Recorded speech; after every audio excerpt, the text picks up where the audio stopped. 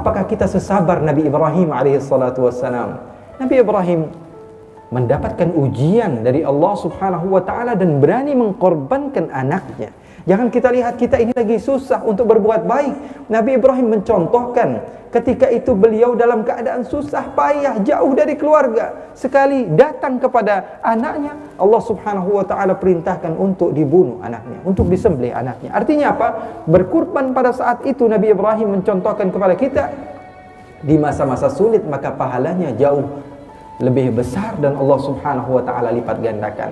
Ikhwani, akhwati yang dimuliakan oleh Allah subhanahu wa ta'ala, Nabi Ibrahim alaihissalatu wassalam melakukan kebaikan demi kebaikan, bukan di masa beliau ketika itu merasa dalam keadaan senang, dalam keadaan mudah, akan tetapi hakikat ketakwaan seorang hamba diuji ketika dia sedang susah. Nabi besar Muhammad SAW memiliki masalah yang besar. Jangan kita kira bahwa sesungguhnya masalah yang besar atau musibah yang besar yang mendatangi kita itu adalah bukti bahwa Allah tidak cinta kepada kita. Tidak. Kalau saja orang yang paling mulia adalah orang yang tidak memiliki musibah, tentu Nabi Muhammad adalah orang yang akan Allah subhanahu wa ta'ala selamatkan dari musibah. Tapi tidak. Ikhwani, kita baca sejarah Nabi besar Muhammad SAW belum lahir, ayahnya sudah meninggal. Nabi Muhammad SAW berusia 6 tahun, ibundanya sudah meninggal. Nabi besar Muhammad SAW berusia 8 tahun, kakeknya meninggal. Nabi besar Muhammad SAW sedang menjadi orang yang dianggap orang paling hebat di kota Makkah. Seketika itu Rasulullah SAW mendakwahkan agama Islam, Rasulullah SAW diusir, Rasulullah SAW dikucilkan. Jadi jangan pernah kira bahwa sesungguhnya ibadah itu adalah hal yang kita lakukan ketika kita mudah. Tapi sesungguhnya ibadah yang paling hebat, ibadah yang pahalanya lebih besar adalah ketika kita lakukan dan ketika itu kita tidak mampu untuk melakukannya dan kita mengusahakannya. Ikhwani yang dimuliakan oleh Allah subhanahu wa ta'ala, al-afu indal maqdarah, rasa maaf yang dimiliki oleh Rasulullah SAW ketika Rasulullah mampu untuk membalas. Nabi Muhammad SAW mencontohkan ketika Fathu Makkah, ketika Rasulullah SAW kembali berjaya dan menguasai kota Makkah, beberapa orang yang sudah diwajibkan untuk dibunuh. Karena apa? Karena mereka ini adalah orang-orang yang sangat mengganggu agama Islam dan mereka amatlah memusuhi agama Islam. Rasulullah SAW kumpulkan jadi satu. Lalu Rasulullah SAW bertanya, "Madza tadhunnuna anni fa'ilun bikum?" Menurut kalian apa yang saya akan lakukan kepada kalian?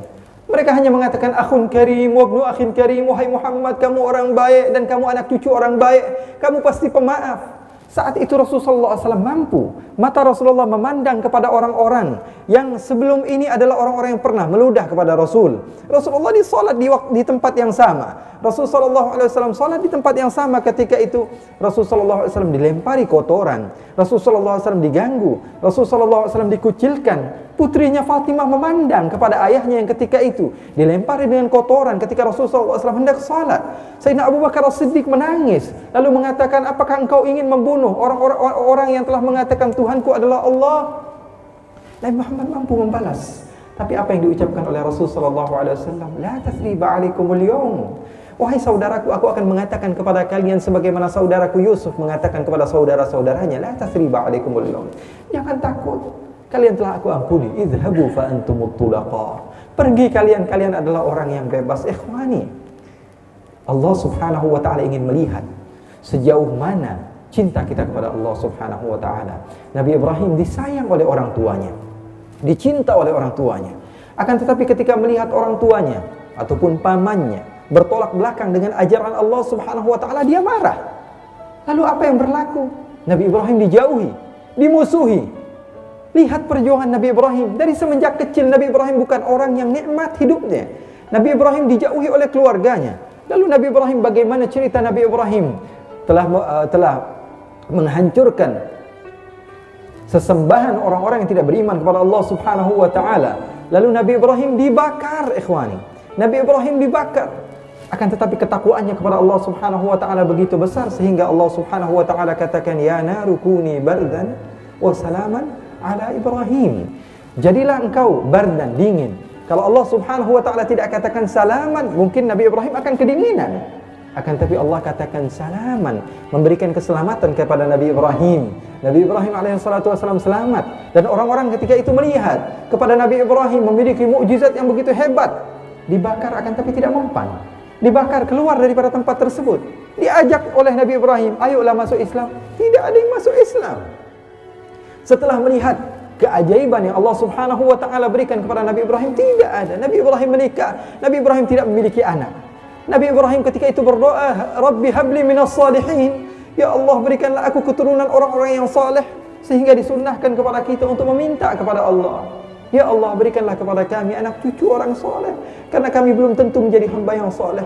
Nabi Ibrahim alaihissalam meminta kepada Allah, sehingga Allah Subhanahu wa taala kabulkan. Setelah Nabi Ibrahim berusia, setelah Nabi Ibrahim memiliki putra, apa yang diperintahkan oleh Allah? Allah perintahkan Nabi Ibrahim mengajak istrinya dan anaknya yang masih bayi tersebut pindah dari kota negeri Syam yang ketika itu Nabi Ibrahim tinggal di tempat tersebut.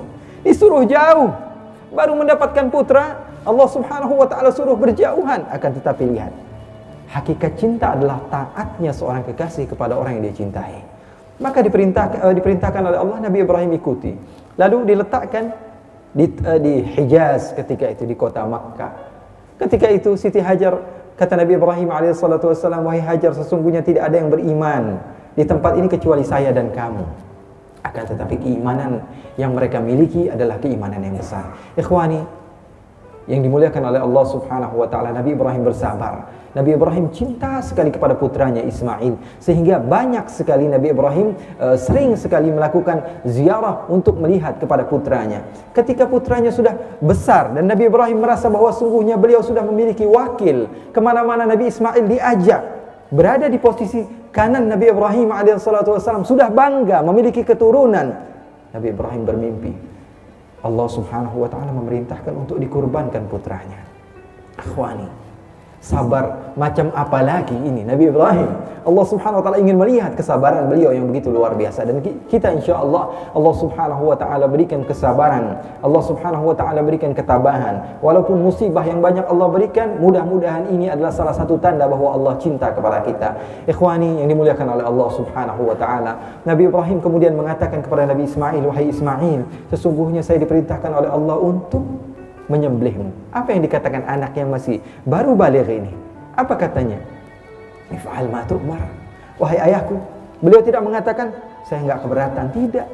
Akan tapi beliau mengajarkan bahwa sesungguhnya segala sesuatu ini berhubungan dengan apa? Perintah Allah. If'al ma tu'mar. Lakukan apa yang diperintahkan oleh Tuhanmu ya wahai Ibrahim. Sesungguhnya engkau akan dapatkan aku insyaallah termasuk orang-orang yang sabar. Ikhwani, begitu hebat didikan orang tua seperti ini, yang ketika itu ridha dan rela, yang terpenting Allah ridha kepadanya. Ikhwani yang dimuliakan oleh Allah Subhanahu wa taala, maka datanglah waktu itu, waktu ketika mereka mendapatkan musibah, akan tapi ada perintah, kedua-duanya bisa bersatu satu sama lain. Nabi Ibrahim memanggil putranya dan putranya sudah bersiap.